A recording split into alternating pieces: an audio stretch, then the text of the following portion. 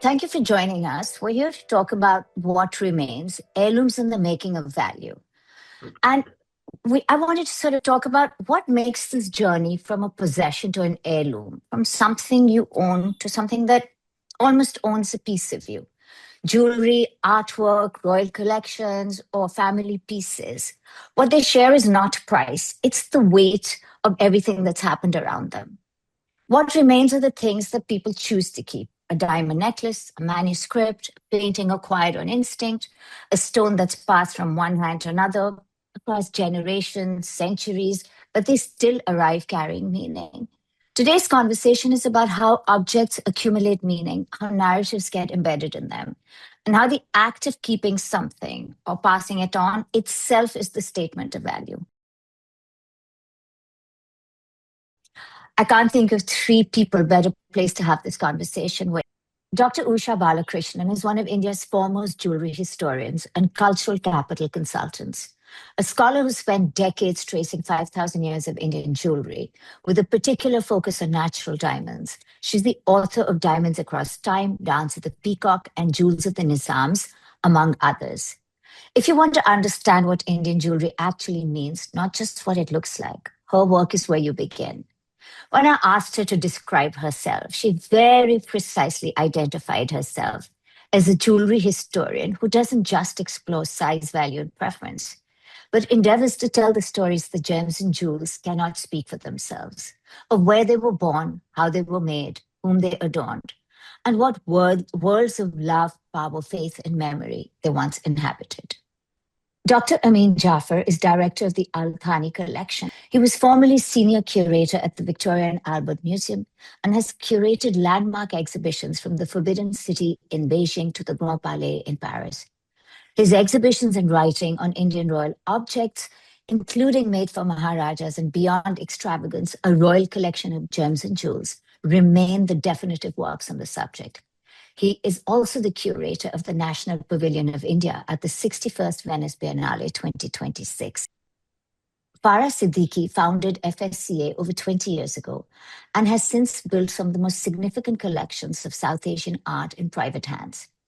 Through Cultivate Art, she's now doing something equally interesting. She's bringing emerging artists and the next generation of collectors into the same room. She truly understands what it looks like when someone buys something they will love for the rest of their life. My name is Nonita Kalra. I've been a journalist for over 30 years in lifestyle and fashion.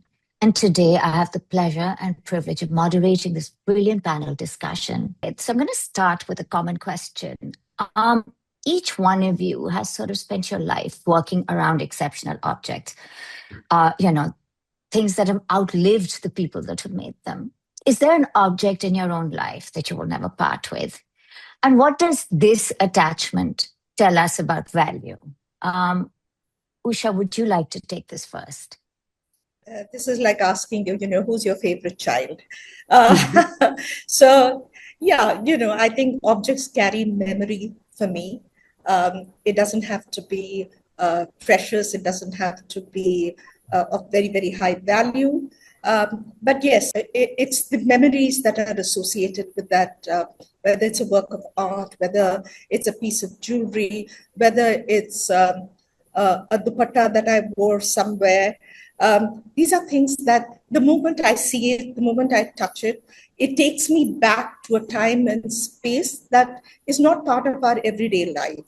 So it's lovely to be able to go back to those memories every so often. And it does happen every time I kind of wear that object.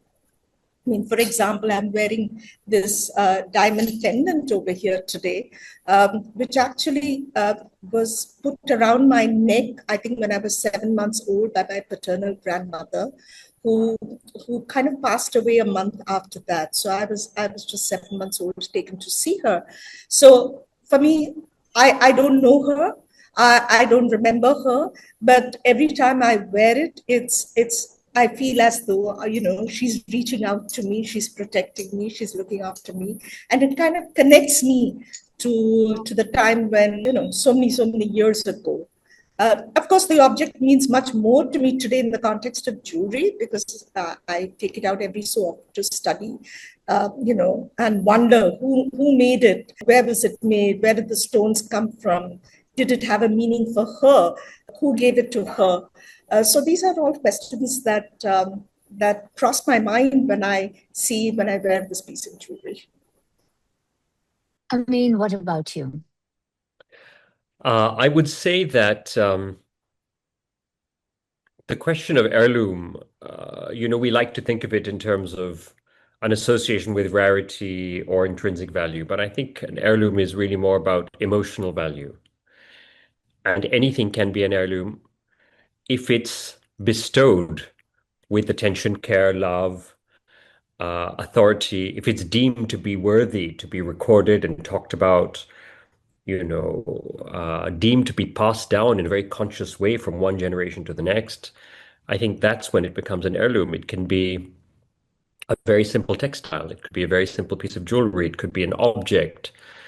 It could be, for a family like mine that's been out of India for generations and has moved a lot, it can just have been something that was always preserved. I'll give you an example. When my mother got married in 1958, she was given a very beautiful brass mortar and pestle by her mother, which was Indian. It was from Gujarat. And so when she got married, she took it with her to Rwanda. And my mother's moved around a lot in her life, but she always had it. And it was always part of her kitchen. Now, it's something that has very little material value, but for me, it's a very precious thing because it's a thing that, the hands of so many generations of women in my family have used. And it's something that I always remember as part of my material existence. So it's not necessarily something of high value at all, but it's something of emotional value. Of course, there are other things that I think about. For example, my mother throughout my childhood used to wear a set of bangles. And I remember growing up, like all of us, to the percussion of my mother's bangles. And so those particular bangles that she used to wear then, which were later substituted and she stopped, are very resonant for me and for my sisters. They're very, very important for us because we remember them. They figure so large in our imaginations. And I think that's where the concept of heirloom comes in. These are things that are deemed to be important to our identity, to our memory, to our sense of belonging, to our kin relationships, to the question of what makes us who we are.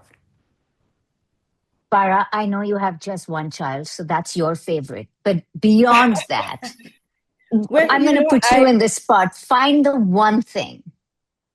Well, it has to be my grandmother's satlara, which is a typical Muslim, heirloom necklace. I think Usha will second that.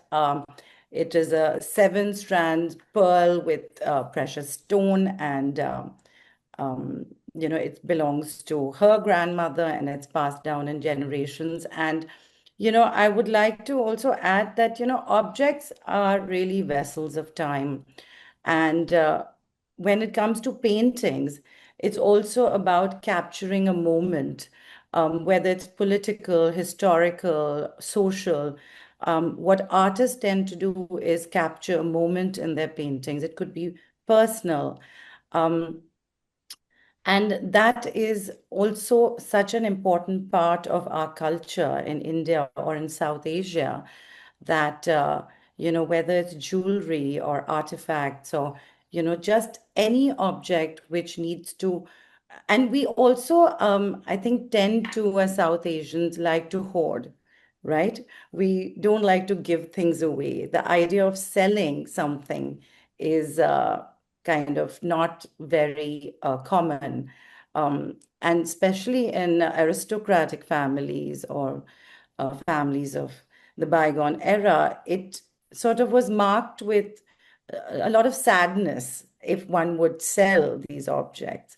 So I would say that personally, I think that I also have a funny anecdote is, when my father, who came from an aristocratic family in Uttar Pradesh, met my mother, who was, from Calcutta and very well educated, PhD. And he wanted to propose to her. He got her a box of family heirloom jewelry and said, "This is for Mrs. Siddiqui." So I think everybody has a very special story when it comes to objects of their families. No, it actually brings me to sort of the part of our conversation about why we keep things, right?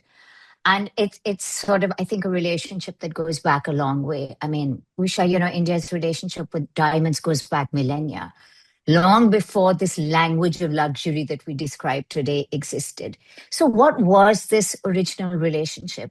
And has that meaning held or shifted? I mean, if a natural diamond, say at the Mughal court, spoke of power and dynasty, what does it say to a family in Mumbai today? I think you can put the clock back by 1,000 years. From the Mughal period, go back 1,000 years to talk about the language of diamonds. What did it mean? The earliest mention of diamonds happens in a text that was written in the 5th century BC, where already it was precious because it speaks about the mines. It categorizes, they knew about the 4 C's of diamonds that we speak about today. It was already known to them. They classified diamonds by color, by weight, by all the qualities in terms of its cut, even. And so yes, you start seeing diamonds. They were known in the Roman world. India was the sole source of diamonds, so they were exported even at that time. Much coveted, much in demand in Renaissance Europe. And of course, it's so associated with the Mughal period because then you start getting representation of diamonds, both in literary texts, in travelogues of people who came, hunting for these mines. The whole story about Sinbad the sailor, from the Arabian Nights was framed around diamonds, this mysterious valley that was filled with snakes that nobody could reach, filled with these beautiful diamonds. So there was already that sense of rarity, that sense of mystery, that sense that you wanted it. And there were people coming in quest of that, the forever stone, the forever terminology that came into existence much later. Natural diamonds, when you look at it, they are the ones with the names. They have recorded histories. We don't come across a diamond that is not a natural diamond that has a story to tell. So these are stones that actually are embedded with stories, and these have been recorded because they have been coveted, they've been passed from dynasty to dynasty, from one generation to the other. And even today, when diamonds with a nomenclature of Golconda appears on the international market, you can sense that buzz of excitement. People are looking for them, people are hunting for them. Farah, in your experience, when you're advising collectors, what separates an object that is loved from one that becomes an heirloom? Is it something in the object or is it something in the person? Because we were talking about how people wear things or acquire things because it signifies a status or, a certain specialness. Decode this for us. I think, truth be told, and I'm going to completely second what Amin said earlier, is that the idea of inheritance is also changing in many ways. There is a lot of people, especially the younger generation, who may not want to inherit something, who may want to let go of objects of the past, and they may not want to have these heavy collections, which they may not understand or do not speak to them or do not provoke any feelings. And that normally happens between, generations of collectors. So I've had collectors who have perhaps sold some very important pieces, in fact, even recently, of, Gaitonde and Hussein, which don't speak to their generation. It doesn't speak to their social and their political narrative, so to say. And they may not want to collect heavy silver, which was, collected or inherited by their fathers and collected by their grandfathers. So I feel that, but the younger generation also wants authenticity.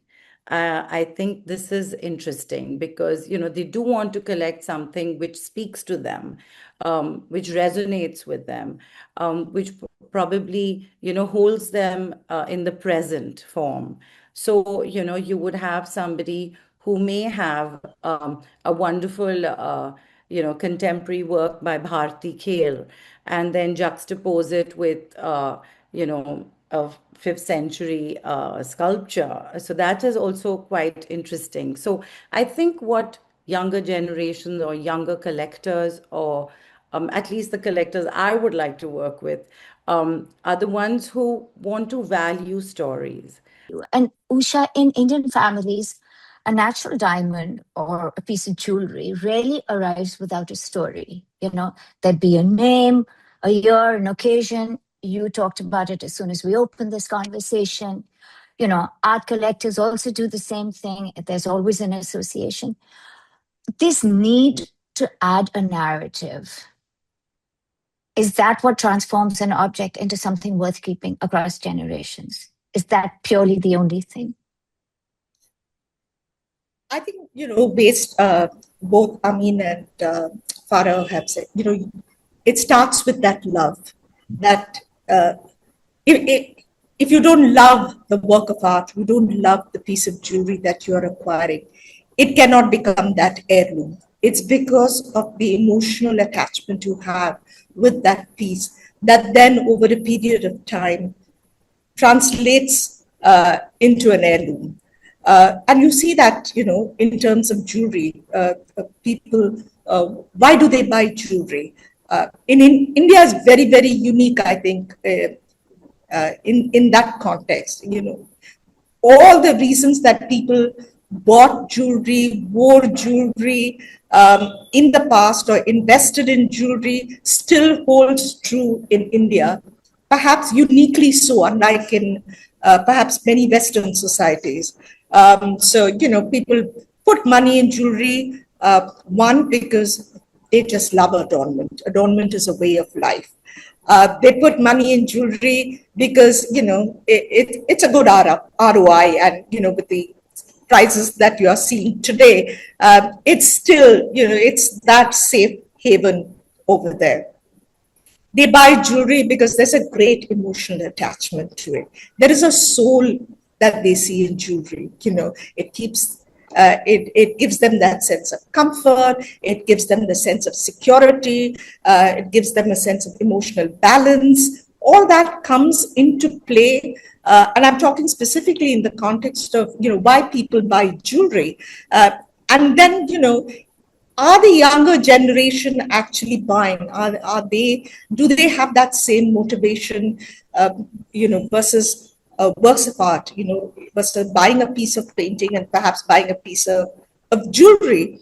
And I think what I see here is very unique. They want to do both. It's not one or the other. It's both. The underlying reason for both is really the same, but what it translates into over a period of time perhaps might be different. Art is objective. It stays on the walls, but jewelry is very subjective. It adorns the body. So the relationship between a work of art and a piece of jewelry, as far as the human perception is concerned, are quite different in that sense. What I'm hearing is that, while they're different, there is something in common. It's not about acquisition. It's about sort of building a world with a particular set of values. You've built great collections for, large organizations.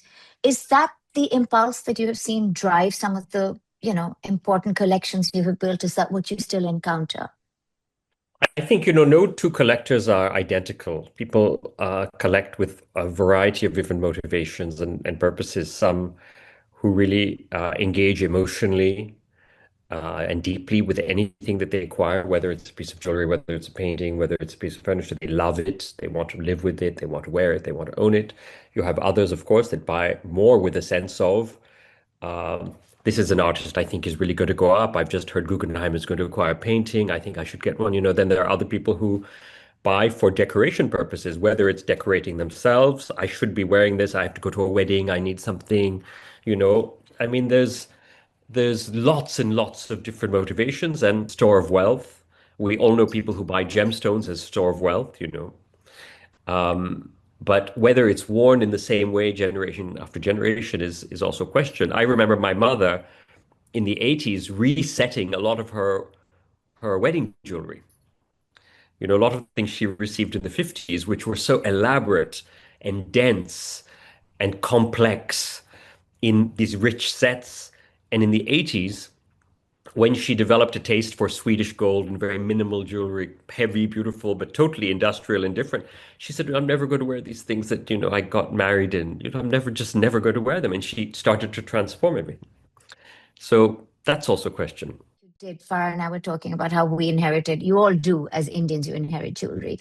And I said, I have not reset a single thing because I feel like I'll be altering the story of my grandmother, my great grandmother, and none of them are alive. So I'm even more possessive about holding on to these. We hold on to memory, we hold on to, and what I'm hearing from all of you is that there's so much value in the stories that we imbue, to these products. Usha, natural diamonds sit at the center of all Indian jewelry, right? It's ritual, it's protection, it's memory, like I was just saying. What makes diamonds so unique as this material that sort of carries this weight in its own very special category? As Amin said, the rarity, the many meanings that are associated with the diamond. I mean, just starting from the name of the stone, the connotation, the Greeks call it adamas. In India, we call it vajra or hira or vairam in the south. All of it translates into something that is invincible, which is indestructible. But I think diamonds also here have a greater kind of a resonance in terms of, bringing good luck, keeping the body in harmony. You look for the best diamonds. The fact that diamonds were available in India, rubies and emeralds came from outside the country, but here was the stone that was here. And early gemologists recognized the unique character of the stone. But diamonds, of course, an occasion demands diamonds. And I think natural diamonds, to me, natural diamonds are the ones with the soul. They've, been in the earth for millions of years. They actually, ancient texts speak about gemstones that lie inside the earth, how they absorb the energies of the earth, and therefore they have a soul. With something that's made in a laboratory or it's chemically processed, definitely cannot come out with a soul. And I think that's really because in Indian families, even today, and I'm speaking particularly about a lot of South Indian families, they will not buy diamonds over a certain weight, just from the shop. They like to take it home. They like to keep it with them. They're allowed to do so. Is the vibration good? Is the energy good? Is it radiating a positive energy? You have a certain number of stones. They've been through that whole period when, about blue jagger, when Golconda diamonds became scarce, then Indians were buying blue jagger, the best diamonds that came out of the South African Jagersfontein mines. They were in great demand because they had this beautiful blue fluorescence about them. So even today, I mean, the perception, of course, in different parts of India is different, perhaps. Again, it's taste, personal preferences, what has been historically associated as value, uncut stones. Are they faceted? Are they uncut? Are they table cut? Are they slivers? Whatever it is still a diamond. We value a 10 carat brilliant as much as we value, a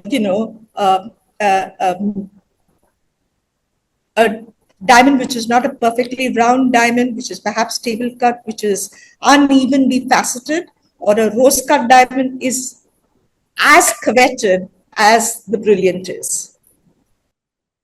I mean, coming back to sort of the fact that when you build collections, of course, you look at rarity, you look at provenance. Is there a favorite diamond story that you have or an object that holds your imagination? And at some point, you have to tell me why we are all obsessed still with the Kohinoor diamond, because we've certainly seen bigger diamonds on a lot of people of late.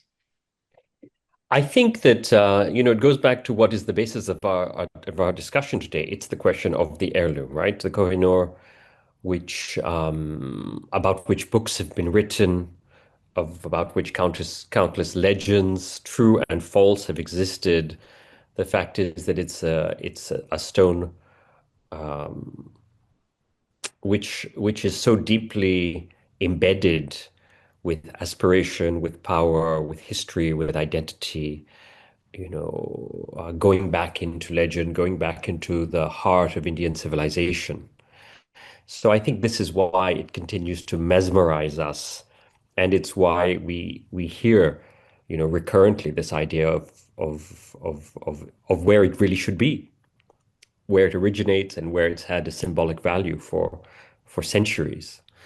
I think for me, it's I've been particularly fascinated by diamonds that are inscribed, like the Shah diamond. I've been very, very interested by diamonds.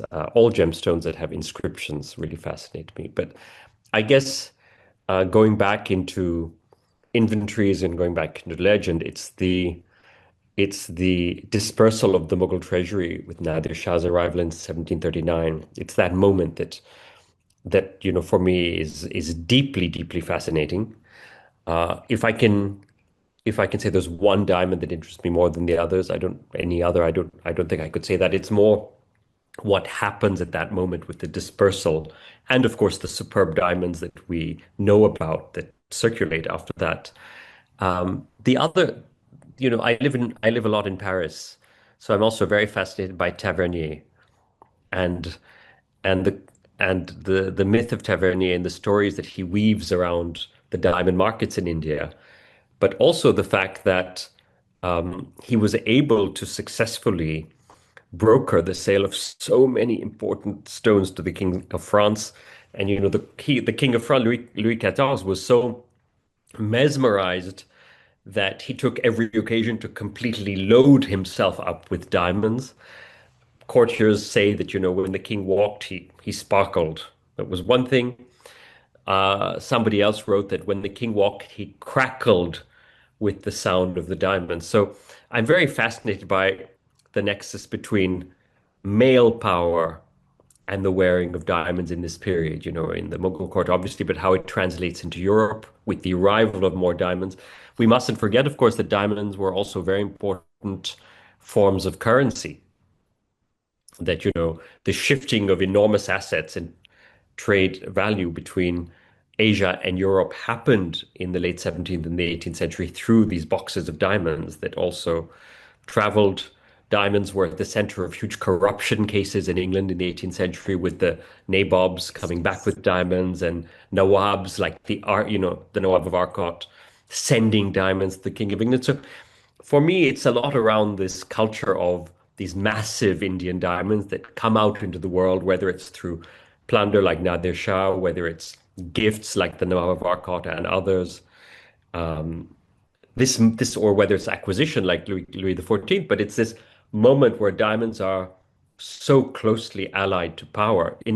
After the French Revolution, the wearing of diamonds by men changes very dramatically, and we get into the 19th century. But what's fascinating is the late 17th and the 18th century, where men in the West and, of course, in the East were really loaded up with very, very major stones.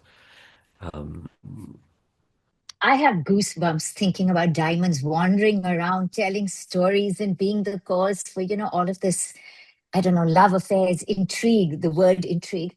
Farah, is there any piece of art that tells the story of diamonds the way Amin has so graphically sort of described it? I'm almost feeling lit up from within. I know it sounds really silly, but stories excite me. Well, what's interesting is that, I would reference two works or two periods of art. I would say that, portraiture, of course, whether it was all sorts of court portraitures, every portrait was done with a sense of ego, with a sense of showing and be seen, so the royalty would dress up in their best outfits and of course, we have to reference Raja Ravi Verma here because there was no other artist who brought to life with such grandeur beautiful jewels, clothes, expression. And, now recently you have a lot of artists in the West as well, including Rakib Shaw, I think, is quite interesting because the works look so bejeweled, it's quite interesting as to how anything that sparkles draws the attention of human consciousness, and draws us towards them. Vis-a-vis, you also have paintings like Gaitonde, which are very quiet and sensuous, and Rothko, which sold at wonderful number just last evening. So, you have collectors and you have artists who have different tastes and different periods of time. And I would credit Raja Ravi Verma with, Usha, would you agree with me on this? Yeah, definitely. I mean, I want to add something to what Amin said. Imagine a pre 20th century world where there was no electricity, there was only candles and oil lamps. What would glitter and in that light, sparkle in that light? It's only diamonds. You would not get that sense of mystery, ethereal aura, the sense of power from any other gemstone other than diamonds that picked up and sparkled in under the oil lamp. So I think that itself lent that kind of sense of mystery, sense of power, the sense of a divine presence. And I think that's really why the stone was so coveted in right across the world, whether you talk about India or Europe, in the royal courts or outside the royal courts. So definitely yes. And as far as Ravi Verma is concerned, yes, I mean, it's a great, uh, we get really from Ravi Verma portraits, styles that were popular in the particular period. And he was one of the artists who traveled so much around the country. So it becomes a great, for an art historian, for a jewelry historian, a great record of styles that were prevalent at that time. The really interesting thing that I see is the diamonds are seeing a huge resurgence. But I think that we're also looking at the fact that people are building their own stories. And I mean, it almost references what your family did. There was the past, but they're very keen to build and to tell their own stories. So I'd love for each one of you to sort of tell me why this has changed. They're buying differently. Are we perhaps seeing a time where emotion is greater than value? Or is value still the key thing? Has storytelling perhaps taken over? Yeah, I think more and more I'm seeing that things are valued because of the stories that they tell. Everybody wants something more than just the physical object. They want to go into does the material tell a story? Does the artist tell a story? Who was it made by? Who was this craftsman? Where did he live? How did he work? What was his name? These are not things that we have been conscious about in the past, but I think it's becoming more and more important now. And I think that's wonderful because as we move forward and go forward, I think these are the important things that we need to record. I always say, 50 years from now, when a jewelry historian is looking back today? What are they going to write about? What are they going to speak about? So I think really that's really where the stories are being constructed, and people are realizing that the value comes from the story that that piece of art, that work of art, or that piece of jewelry can speak. I think that, as I say, my perspective is a little bit different because I'm living in Europe rather than living in India. But I would say that among people who love jewels and love diamonds and love precious stones, the circumstances of wearing them has changed very dramatically in Europe in the last 20 or 30 years. So I would say that there's a lot more emphasis on design and originality of design. I would say that a lot of the value rests in the genius of the designer, whether it's Jar or Hemerle or Bhagat, or I see the women I know who have great diamonds, whereas perhaps in the last generation they were happy to just wear them. Now they want them set in very special, half hidden, half visible, totally original, new material. They want they want to make things that are more exceptional or unusual. I think that in a brand-driven world today, women who really love diamonds want to wear them in ways that other women don't. So I think there's a lot of emphasis on originality, inventiveness, innovation in the use of materials and conception and design. They're dramatic, they're bold. The jewelry has become almost work of art itself, sculptural, very, very complex, very unpredictable. And I think that that's the sort of stage we're in right now for women who really love to wear diamonds. So Farah, I know you're dying to weigh in on this whole Um, new heirloom, which I absolutely love, actually.